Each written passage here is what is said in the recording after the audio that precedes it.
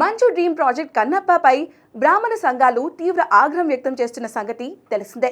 ఈ సినిమాలోని పిలక గిలక పాత్రలను బ్రాహ్మణులు అవమానించే విధంగా మంచు మోహన్ బాబు, విష్ణు పెట్టారని, వాటిని తొలగించకపోతే మూవీని అడ్డుకుంటామని ఇప్పటికే వార్నింగ్లు ఇస్తున్నారు.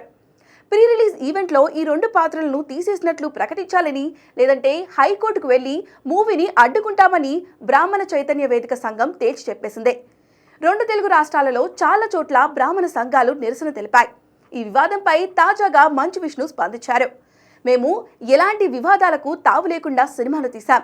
ఏ ఒక్కరిని కించపరిచేందుకు తీసిన సినిమా కాదిది. ప్రతి సీన్ తీసే ముందు వేద పండితులు, ఆధ్యాత్మికవేత్తల నుంచి సూచనలు, సలహాలు తీసుకుంటూ మూవీని తీశాం.